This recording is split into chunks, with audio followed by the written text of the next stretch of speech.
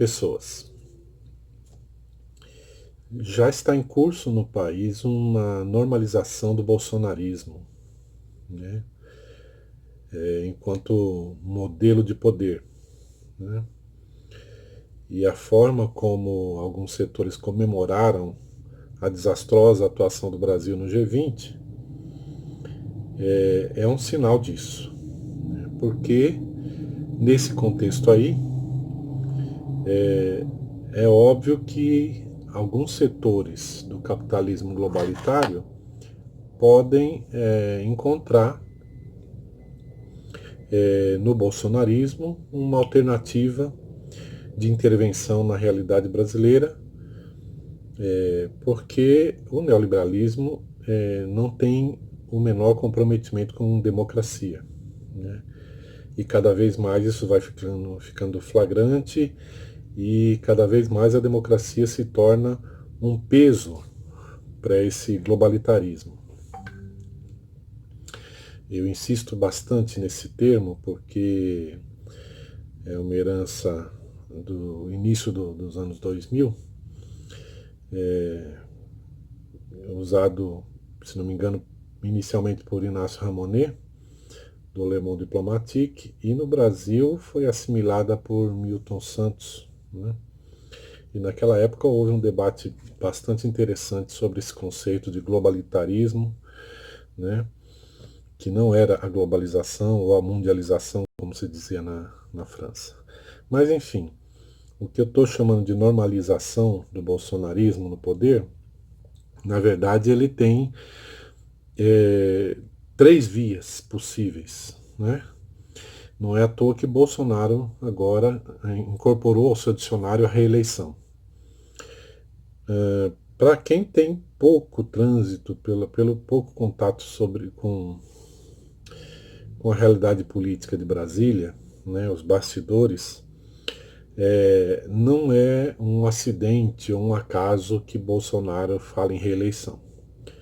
Concretamente, algum dos grupos de que estuda projeções políticas vislumbrou essa possibilidade. E é importante a gente perceber que mesmo com pesquisas apontando uma queda considerável do apoio a Bolsonaro, existem setores que consideram possível, né, sustentar esse governo durante os 4 anos e ainda tentar garantir uma reeleição. Isso não é uma questão improvável no jogo de política, no jogo de poder brasileiro. Mas além do próprio Bolsonaro, existe a agenda Maia, né? Calendário Maia, como disseram alguns, que pode implementar via legislativa uma agenda paralela, e agora se estabeleceu de fato uma disputa, né, de agendas, né? A agenda do executivo e a agenda do legislativo. A terceira via é o Mourão, né? E eu considero que dos três, inclusive, Maia é o mais habilidoso nesse contexto, né? E é um rapaz relativamente jovem, né? Com quem eu já tive a oportunidade de conversar, inclusive, né? Eu acho que ele faz, ele demonstra ser filho de quem é, né? César Maia. É um rapaz com uma habilidade gerencial e política que não é nada desprezível. Mas enfim, em paralelo a isso, uma questão passou a me preocupar agora, né? Como eu dizia, o Intercept e o Glenn não são heróis, né? Eles trabalham dentro de uma agenda própria, referente às disputas existentes na comunidade de informação, e o que a gente percebe é que o The Intercept tem também uma agenda para o Brasil e que, apesar da contribuição importante que os vazamentos estão tendo para o cenário político brasileiro, o fato do Intercept se aliar aos maiores grupos empresariais de comunicação, né, demonstra que a Vaza Jato está fadada a ser circunscrita a uma caça às bruxas meramente operacional, né? E aqui é importante a gente recuperar que o avanço dessa iniciativa já começa a atingir centros do poder importantes e cada vez mais fica difícil, né, para essa investigação deixar de lado o coração da corrupção no Brasil, que é o sistema financeiro, né? E, inclusive por pressão externa, em que lá fora já se começa a buscar alvos do sistema financeiro, né? Então, os donos do poder sabem que esse é o momento de pisar no freio com tudo, né? Dar um cavalinho de pau na operação, porque ela vai começar a molhar a bunda, né, como dizem, né? Então isso é inadmissível. E, lamentavelmente, essa aliança com os meios de comunicação, embora eu entenda que dá mais densidade ao trabalho, ela talvez até agilize algumas questões, né, e ajude na repercussão do trabalho jornalístico, fatalmente, além do setor financeiro que vai ser poupado, né, nós também temos todos os grupos de mídia que foram sócios da Lava Jato. E não é apenas a Rede Globo, né?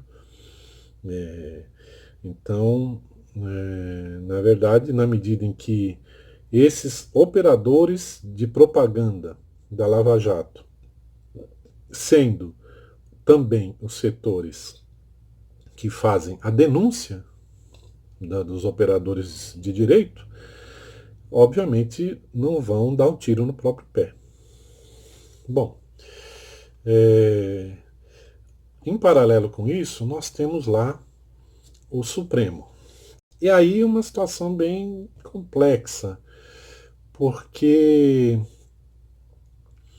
o STF provavelmente vai esperar a segunda condenação de Lula acontecer para preservar o sistema judicial, né, e não tirá-lo da cadeia.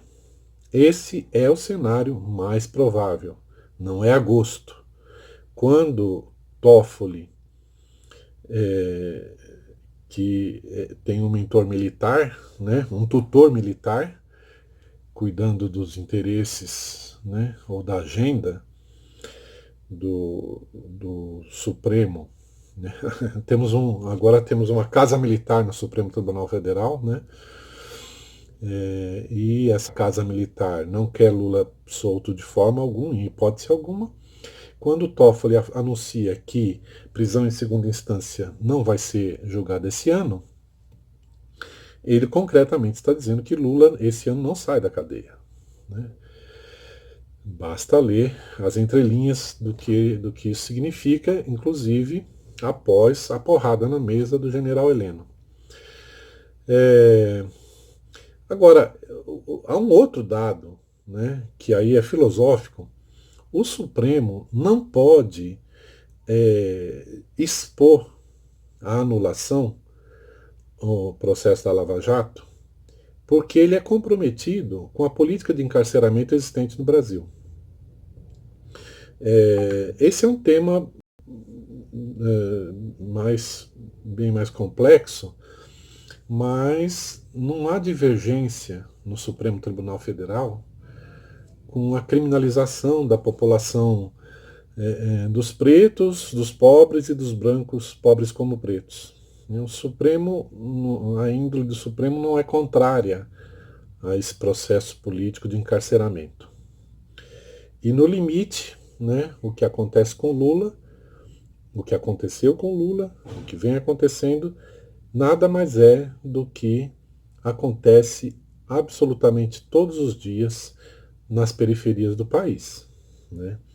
Então, seria uma derrota ideológica muito grande para os donos do poder que esse processo de apartheid penal, né, fosse questionado em qualquer instância, né? E é curioso porque não é só o Supremo, né? É, é, veja bem, eu não vou ter tempo de comentar sobre o CNJ. O CNJ, que é Conselho Nacional de Justiça, ele foi criado num contexto, quer dizer, lá na década de 90, ele foi criado em 2004, já com Lula, ele foi criado porque houve um debate na sociedade sobre controle externo. Nós, nos sindicatos do Judiciário Federal, aderimos no primeiro momento à ideia de controle externo, mas tão logo nós percebemos as movimentações que aconteciam nesse debate, nós, na FENAJUF, a entidade que eu ajudei a dirigir, nós mudamos essa definição para controle social, porque já sabíamos, percebemos logo que o CNJ, ou o controle externo, ia significar apenas ratificar a confraria judicial, que é hoje o CNJ. A composição dele não é externa, é de operadores do direito, e nem todos os operadores de direito estão lá. Não há professores, não há trabalhadores do judiciário lá. E o CNJ, embora fosse de conhecimento geral as arbitrariedades de Moro, o CNJ arquivou as denúncias. E as denúncias diziam basicamente isso que os vazamentos estão expondo. Porque para operadores do direito eram situações óbvias, né? A questão das provas, a manipulação de provas, a manipulação das delações, as prisões coercitivas, o espetáculo, né, da Lava Jato já evidenciava tudo isso. Agora, reiteradas vezes, CNJ, STF, Supremo Tribunal Federal, STJ, Superior Tribunal de Justiça, TRF4, todos eles passaram os olhos objetivamente sobre as estripulias de Moro e fecharam os olhos. O que merecem esses magistrados? Porque o vazamento ele está atacando Moro, Dallagnol, ali um grupo, né? E aliás esses dois parecem que vão ser os bodes, né?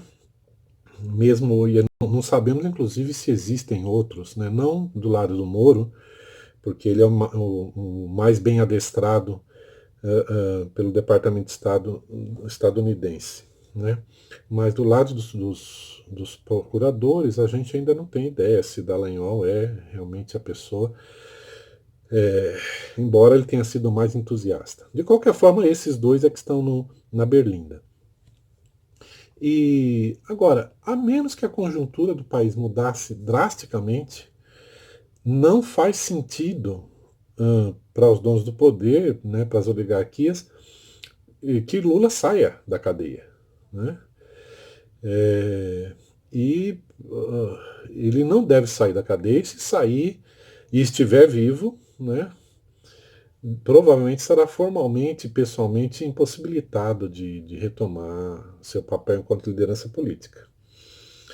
Vale lembrar que Lula está preso, ou seja, tudo que ele consome, tudo a que ele está exposto depende, né, da ação direta dos seus carcereiros, né? Então, para bom entendedor, acho que meia palavra basta, né? Lula não é uma pessoa, um jovenzinho, não é uma pessoa que tem muito trabalho a abalar a saúde dele. Bom, e então, e eu não estou falando, isso aqui não é questão de profecia, né? Basta a gente olhar o tabuleiro como está, né? Os Estados Unidos sabem que não são mais o único polo no mundo, né? A Europa também está com seus problemas e não deve ser tão dócil quanto vinha sendo. Existe uma agenda na Europa preocupante, e com a situação interna dos Estados Unidos, isso tende a se reacomodar em outros termos. Para além disso, aquilo que eu já comentei, que também para o globalitarismo neoliberal não interessa mais ter um fardo como um Estado estadunidense, né, com ou sem Trump, né, é um fardo, né, porque hoje o capital já não depende mais da infraestrutura de um único país, né. Então, com uma espécie de levante democrático realizado por Sanders e seus companheiros, os Estados Unidos podem se tornar uma peça absolutamente desinteressante para o globalitarismo. Então, basta olhar esse cenário para perceber que não cabe uma liderança como Lula nesse contexto, porque o Brasil não pode ser sujeito de forma alguma. Né? Lula, com muito pouco tempo, claro que isso tem a ver com a habilidade de Celso Amorim, também, não só, também, e também o próprio Lula, em muito pouco tempo Lula fecha um acordo, não, fecha uma proposta de acordo com o Irã, coisa que os Estados Unidos não conseguia fazer. Né? Então tem aquele episódio que os brasileiros vira-latas não se lembram, né? Que não é um episódio corriqueiro. Né? E aí, comparando com esse esparrela ocorrido agora no G20, é de dar dó, né? O que se tornou a chancelaria brasileira. Eu tinha outras coisas para dizer, mas eu não gosto de passar muito tempo nesses vídeos, né? Queria conseguir falar, inclusive, na metade do tempo. Eu vou precisar rever o que eu tinha estabelecido aqui, se for o caso eu retomo, ou então retomo sob outra perspectiva. É isso.